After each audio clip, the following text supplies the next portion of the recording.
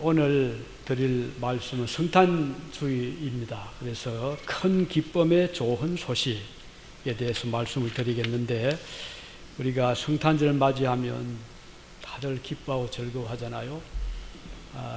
그런데 지금은 세속주의가 많이 번창을 해서 우리 지난날 순수한 그리스도의 탄신을 기뻐하는 그것을 더 덮어버리는 것이 이 세상적인 그냥 기뻐하고 모여서 즐기고 이런 풍조들이 세상에 많이 지금 퍼졌는데, 그러나 원래 의미는 하나님의 아들 그리스도께서 이 땅에 오신 그날을 축하하는 날이잖아요. 한때는 미국에서 성탄절이 와도 그냥 할리데이로, 그냥 축제일로 이렇게 서로 인사를 하는 것이 옳다, 그런 잘못된 그런 많은 생각들이 있었는데, 그렇지 않죠. 진정한 성탄절의 의미는 예수님이 이 땅에 우리를 구원하러 오신 그 성탄의 기쁨, 그 의미입니다. 우리 한국에서도 우리 한국에 있을 때만 해도 성탄절이 다가오면은 모든 이 거리에도 성탄 캐럴 기뻐다 구주 오셨네, 고요한 밤 거룩 한밤, 이런 노래들이 막 이렇게 들려왔는데, 지금은 많이 줄었다 그러네요. 우리가 한국에 못 가봐서 모르겠지만 그런 캐롤성이 많이 줄어들고 성탄의 의미가 지금 많이 축소가 되고 있다는 그런 말을 듣습니다.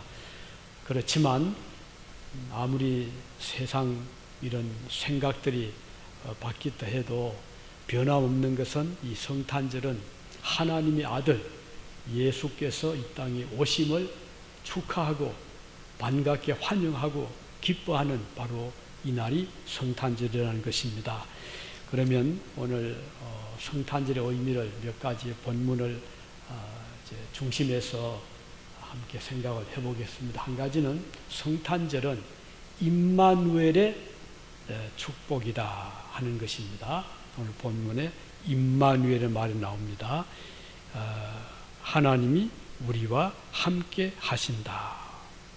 그 마태복음 주님이 오신 그 기사를 쭉 기록하면서 그 이름을 임마누엘이라고 해라, 이렇게 말씀했죠.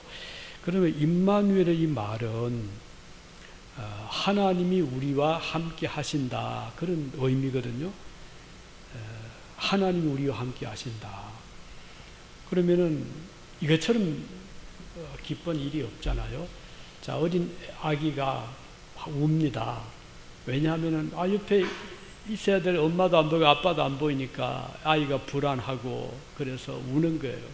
그래서 달리려고 그 친구가 와서 또는 이웃집에서 와서 아기를 막 달래도 아기가 울음 그치지 않습니다. 먹을 것을 줘도 안 먹고, 또 좋아하던 장난감을 줘도 그 눈에 안 들어와요. 왜냐하면 옆에 계셔야 될 엄마 아빠가 안 계시니까 아이는 불안하고 그리고 슬픈 것입니다.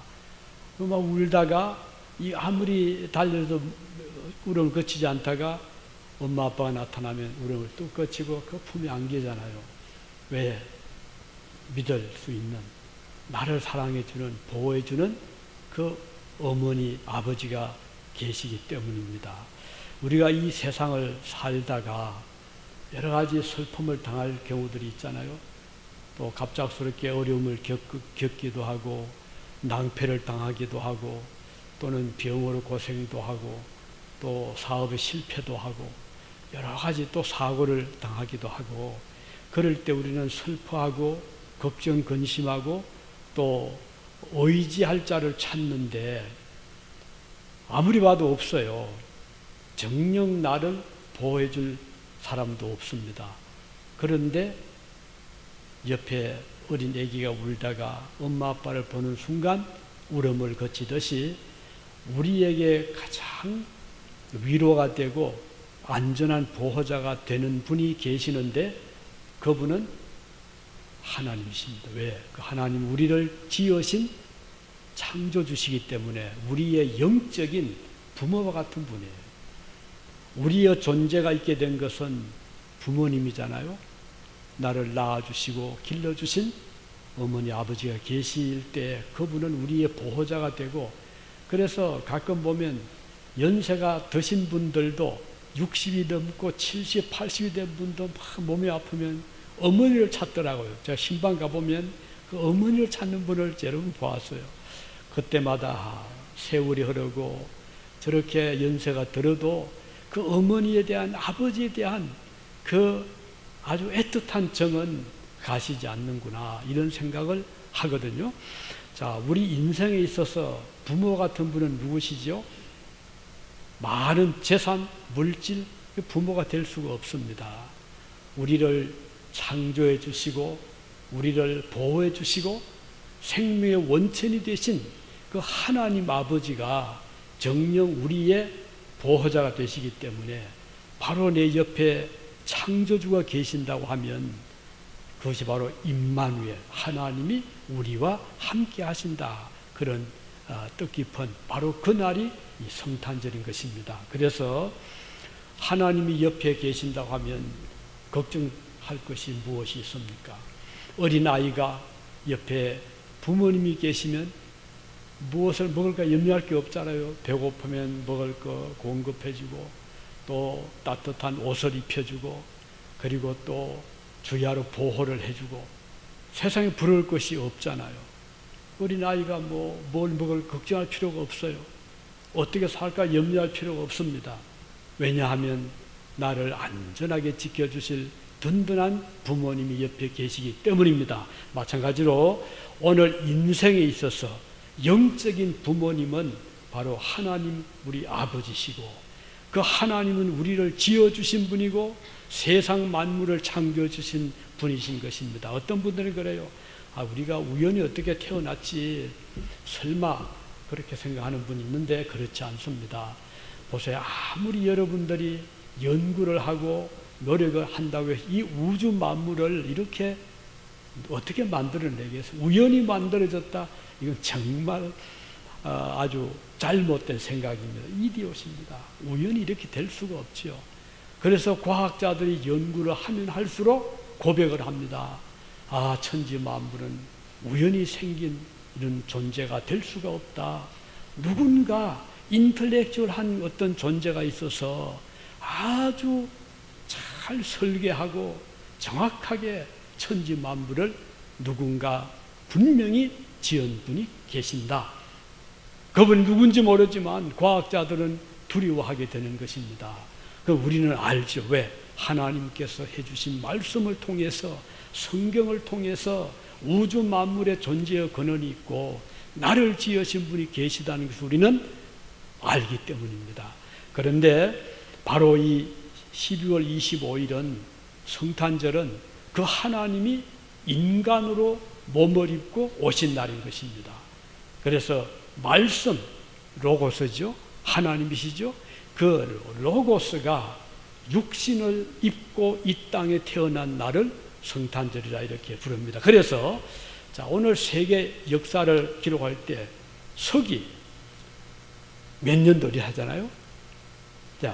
오늘 금년이 2019년도. 이것이 어디서 시작을 했습니까? 예수님이 탄생하신 그날을 원년을 했거든요. 지금부터 2019년 전에 예수님이 태어나신 그 해를 원년으로 해서 1년, 2년 이렇게 해서 지금 2019년도가 된 겁니다. 그 전은 before Christ, 비시작하잖아요. AD, 아노 도미니, 예수님이 오신 이때로부터 이제 계산해서 오늘이 2019년도고, before Christ, 그리스도 이전은 이제 기원전이 되는 겁니다. 그래서 이것은 역사의 기점이 바로 성탄절로부터 시작이 되었다 하는 것을 우리가 알 수가 있는 것입니다. 그래서 오늘 저와 여러분은 우연히 어떻게 태어난 존재가 절대 아닙니다. 생명의 원인자 주님이, 하나님께서 오늘 여러분들을 아주 예정하시고 그리고 계획하시고 설계하셔서 이 땅에 각자 보내주셨고, 보내주시되 꼭 같이 꼭 뭐 붕어빵 찍어내듯이 하나님이 꼭 같은 모습으로 그런 존재로 보내신 것이 아니고 각자에게 개성 있게 다 다르게, 인물이 다 다르잖아요. 닮아도 어딘가 다릅니다. 쌍둥이도 어딘가 다르잖아요. 하나님께서 각자 개성 있게 성격도 다르게 재능도 다르게 모습도 다르게 다 창조해 보내주셨기 때문에 우리 각자는 의미가 있는 거예요. 그래서 한 사람 한 사람은 재능에서 차이가 나고 어딘가 하나님이 곧 넣어주신 하나님의 성품이 다 있는 거예요. 그것이 바로 영혼의 성격인 모습인 것입니다. 그래서 오늘 우리는 하나님이 우리와 함께 하신다. 우리 옆에, 우리 뒤에, 우리 위에 하나님이 함께 해주시는 바로 그 의미 깊은 날이 바로 성탄절입니다. 그렇기 때문에 우리는 낙심할 필요 없어요. 우리는 주님이 오늘 나와 함께 하신다. 특히 우리 그리스도인들은 이 점을 분명히 하잖아요. 하나님이 나와 함께 하시는데 언제까지? 오늘만 아닙니다. 주님이 이 땅에 오셔서 일생 동안 같이 계셨고 세상을 떠나시면서 하신 말씀은 내가 너와 함께 하는데 언제까지? 세상 끝날까지 함께 하겠다 약속을 하셨어요. 그렇기 때문에 오늘 우리는 주님이 그 약속대로 지금도 우리와 함께 하신 우리는 믿고 있는 것입니다. 바로 그날이 성탄절이다 하는 것이고, 그래서 우리는 이 날을 정말 기뻐하고 감사하고 축하하는 것입니다. 이게 첫 번째 의미입니다. 임마누엘, 하나님이 우리와 함께 계신다. 두 번째는 이 성탄절은 그 주님이 오신 목적이 무엇인가 하니 평안을 주시기 위함이고 평화를 주시기 위함입니다. 이 하나님 약속입니다. 내가 주는 평안은 세상이 주는 평안과 같지 아니하다라고 했는데, 이 세상에는 우리가 다 평화를 기대하잖아요. 평화 조약도 맺어보고 국가와 국가 간에 싸우지 말자라고 하지만 전쟁이 없던 시대는 한 번도 없다고 그러잖아요. 지금도 민족과 민족 간에 갈등이 있는 곳이 한두 곳이 아닙니다. 그래서 지금도 끊임없이 싸움이 일어나고 국가 간에, 민족 간에, 종족 간에 또는 개인적으로도 그렇고요. 그래서 참 우리가 평안을 찾기가 쉽지 않은 이 세상입니다. 우리 한국, 대한민국 보세요. 자, 조그만 나라인데 소련이 있지요, 중국 있죠, 일본 있죠. 끊임없이 역사 보면 뭐 어느 한 시대도 평안할 데가 없었어요. 끊임없이 침략을 당하고 또는 뭐 우리 순환을 겪고 식민 통치를 받아보기도 하고, 이런 가운데 정말 평화롭게 산 해가 별로 없다고 할 정도로 우리 한국 역사를 보면 그런 많은 우여곡절을 겪으면서 살아왔습니다. 그런데 지금도 막 그렇잖아요. 지금도 우리 남과 북한이 지금 나누어져 있고 얼마나 힘들잖아요. 같은 민족인데 이거 완전히 뭐 차단이 됐어. 그래서 지금까지 세계 역사 가운데 같은 민족 간에 편지 한 장 왕래 못하고 전화같이 못하고 완전히 부모 형제 간에 이산 가족들이 겪는 이 슬픔 아픔들 얼마나 큽니까? 이것이 오늘 현실입니다. 제가 서위서 좀 살아왔잖아요. 서위서는 인구가 지금 조금 늘었더라고요. 제가 있을 때 650만, 지금 한 700만 조금 더 되는데, 나라가 서위서는 조그만 나라인데요. 민족이, 다양한 민족이 섞여 살아요. 자, 독일인도 있고요. 프랑스인도 있고, 이태리인도 있고, 또 오스트리아인도 있고, 막 섞여 살아요. 그런데 한 나라를 이루고 있잖아요. 그러다 보니까 전쟁하면 질 수밖에 없잖아요. 그런데 놀라운 것은 히틀러가 전 유럽을 막 점령을 하는데 스위스를 못했어요. 좀 특이하죠. 물론 뭐 스위스가 산악지대입니다. 그래서 그 굴 속에 들어간다거나 산악 속에 들어가서 싸우면 결국 이길 수 있을지 모르지만 엄청난 피해가 온다는 것을 독일 히틀러는 알고 있었던 것이죠. 그런데 또 이 스위스인들이 그 아주 용감한 군인 정신이 있잖아요. 지금도 지하에 들어가 보면요, 그 민병대, 다 민병대원들이잖아요. 총들이 다, 실탄 다 가지고 있어요. 그렇게 해서 나라를 지키기 위해서 그 평화, 세계의 모든 국제기구가 있는 곳이 제네바고 로잔인데도 불구하고 나라를 지키기 위해서 얼마나 뭉쳤는지 모릅니다. 그런데 역사를 보면은 거기도 전쟁이 참 많았어요. 그런데 먹고 살 힘이 없으니까 이웃나라 전쟁이 나면 팔려갔습니다. 자, 프랑스와 이탈리아 전쟁이 붙었어요. 그래서 군인이 필요한데 돈을 주고 서위서 용감한 농부들을 사갑니다. 그래서 이제 대신 싸워주는 거예요. 용병이죠. 서위서인들이 많이 용병으로 나갔어요. 어떤 경우는 아버지 부대는 프랑스로 팔려가고 아들 부대는 이태리로 팔려가서 부장을 쌓는 그런 경우도 있었다는 그런 기록이 나옵니다. 얼마 참 불행스럽잖아요.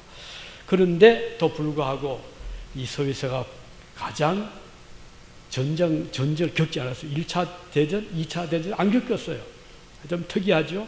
그런데 이 나라의 그 국민 정신을 보면 나라를 지키기 위한 그 아주 투철한 애국 정신이 있었고, 그 다음은 신앙이었어요.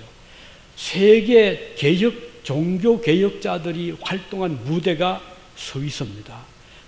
요한 칼빈, 유명한 그 칼빈은 제네바에서 16세기에 그 개혁 운동을 했잖아요. 대학을 세우고 신학교를 세우고 젊은이들을 모아서, 그래서 전 유럽의 젊은 학도들이 제네바로 모여들어서 영국에서도 스코틀랜드에서도 저 북부에서도 많이 모여들었고, 그들이 그곳에서 훈련을 받고 특별히 신앙 훈련을 받아서 제네바를 평화의 도시로, 베른과 바젤과 쥐리히를 또 평화의 도시로, 그래서 1차, 2차 대전을 겪지 않은 나라가 서위서고, 그들의 국민정신 속에는 하나님에 대한 공경심이 대단합니다.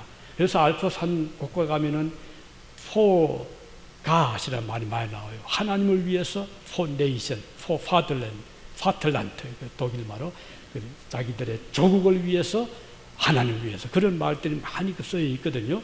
그런데 하나님에 대한 그 믿음이 있다 보니까 굉장히 정직합니다. 제가 처음에 유학 가서 이제 그 공중전화, 베른 역앞에서 이제 전화를 하고 그 수첩을 두고 그냥 모르고 집에 와버렸어요. 와보니까 수첩이 없는 거기에 뭐 여권도 있었고, 뭐 거기에 그 아이디도 있었고, 카드도 있었고, 연락처도 있었고, 또 얼마 되지 전 뭐 서위서 돈도 있었고, 그거 잊어버린 거예요. 그래서 야, 이거 어떻게 막 달려가 봤죠. 혹시 있나 싶어서 전철 타고 달려가 한 30분 달려가 봤는데 없어요. 그래서 뭐 어떻게 해요? 아이고 이제 이렇다 하고서 이제 다시 여권을 발급받아야 되나 이제 걱정하고 있는데 한 2, 3일 지났는데 소포가 온 거예요. 그 보니까 제가 잃었던 그 지갑이 그대로 뭐 돈 한 푼 없어지지 않고, 돈은 돈대로 그대로, 모든 서류 그대로 딱 해서 이제 보냈는데, 거기에 뭐 어떤 글도 없어. 그냥 딱 주소를 안에 이제 그 수첩에서 받은 거죠. 해가지고 보낸 거예요. 그래서 저는 그걸 보면서, 야, 이게 바로 이 서위서라는 국력이구나. 이렇게 정직하고, 이렇게 그 욕심내지 않고, 굉장히 그때 그 감동을 받았습니다. 자, 그 나라가 저렇게 세계 영세 중립 국가로서 평화를 지킬 수 있었던 것은 그들 국민 속에 있었던 하나님에 대한 그 투철한 믿음, 그리고 개혁정신, 그리고 그 나라를 사랑하는 마음이 이와 같이 적은 나라지만 전쟁이 없는 나라로 지키고 있다는 생각을 했습니다. 자, 이 성탄절은요, 평안과 평화를 주시는 선물입니다. 오늘 저와 여러분들이 진정한 평안을 얻고자 한다면 우리 속에 있는 모든 세상 욕심, 허영심 또는 거짓된 생각들을 다 내어버리고 우리 마음속에 하나님, 원래 우리를 창조하신 하나님의 성품을 우리가 그대로 간직하고 있다면 평화를 얻게 됩니다. 그러면 뭐 재벌이 아니어도, 뭐 그런 많은 재산이 없어도, 명예가 없고 또는 뭐 성공을 못했다 하더라도 우리 속에 하나님 평화의 왕 대신 예수 그리스도를 모시고 있으면 마음의 평안이 오고, 그리고 만족이 오고, 그리고 평안을 얻게 되는 것입니다. 그래서 오늘 저와 여러분은 이 성탄절을 맞이해서 우리 마음속에 평화의 왕 되신 주님을 모시고 평생을 살아가시기를 바랍니다. 그리고 그 예수님께서 여러분들에게 끊임없는 평안을 주실 것입니다. 어린아이가 울고 있을 때 장난감을 줘도 거치지 않습니다. 음식을 줘도 먹지 않습니다. 하지만 부모님이 탁 나타나서 품어주면 울음을 윽거치고 평안하게 품에 안기듯이, 우리가 안길 수 있는 진정한 품은 물질이 아닙니다. 돈이 아닙니다. 권력이 아닙니다. 세상 명예가 아닙니다. 우리를 창조하신 하나님의 품에 안길 때 비로소 우리는 참 평화를 누릴 수 있기 때문입니다. 자, 세 번째는 오늘 본문에 보면 이렇게 기록하죠.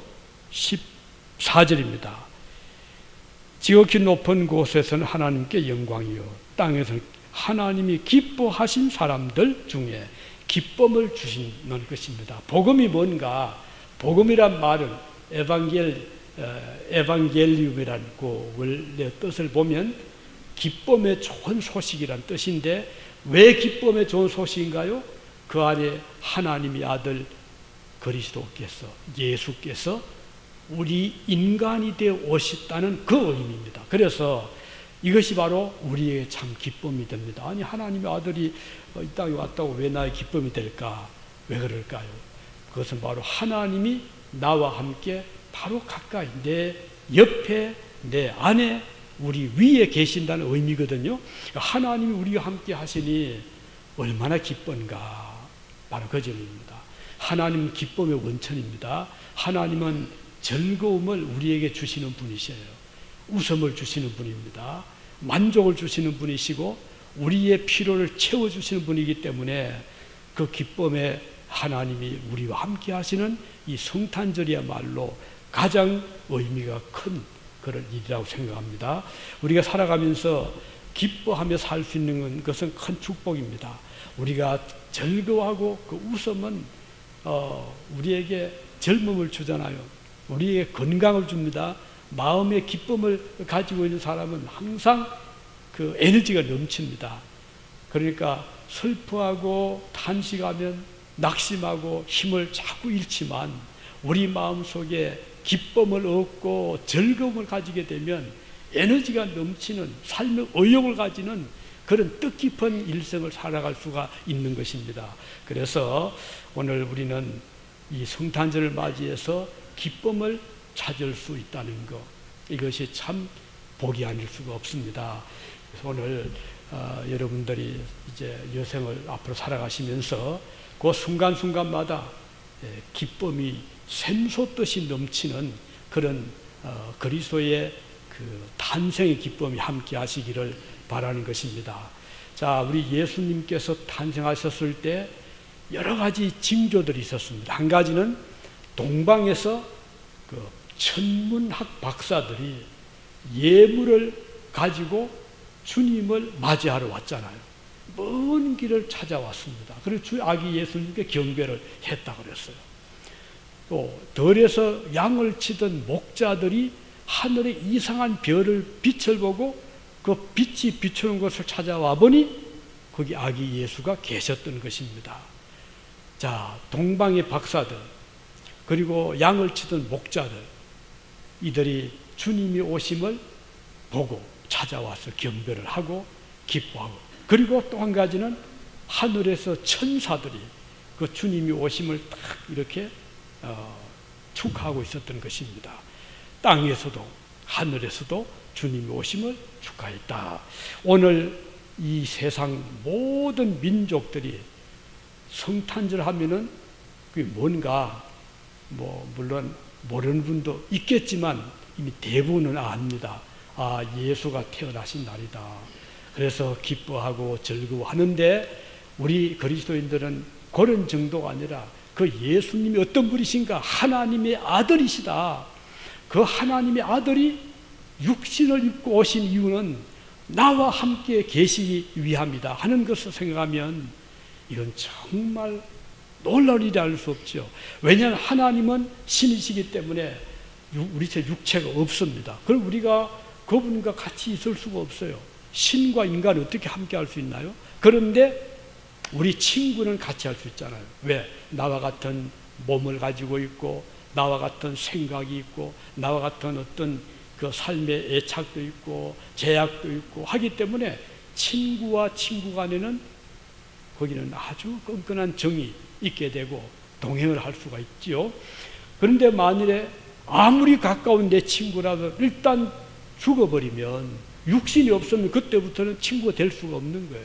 부모도 마찬가지잖아요. 그런데 하나님의 아들 예수님이 몸을 입고 오셨다는 것은 바로 나의 친구가 될 수 있다는 것이고, 나의 이웃이 될 수 있다는 것이고, 나의 부모가 될 수 있다는 것이고, 나와 함께 갈 수 있다는 의미가 있는 것입니다.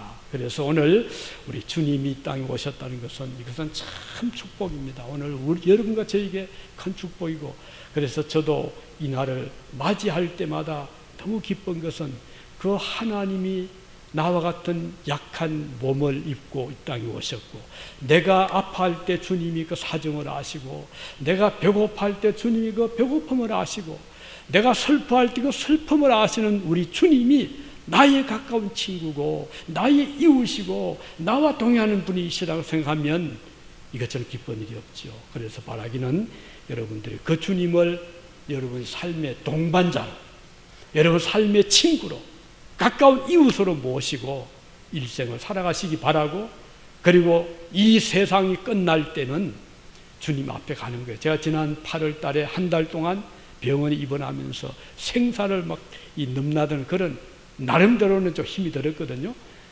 그런데 마음속에 참 기뻤던 것은, 그래, 지금 내가 이 세상을 떠난다 하더라도 나는 갈 곳이 있다, 주님이 나를 기다리고 계시다고 생각하니까 이 슬퍼지 않는 거예요. 오히려 감사가 뜨겁게 넘쳤어요. 너무 감사했어요. 그러니까 그 감사만 가지니까요, 의사에게 감사했고, 간호사들에게 감사했고, 병원 관계자들에게 감사했습니다.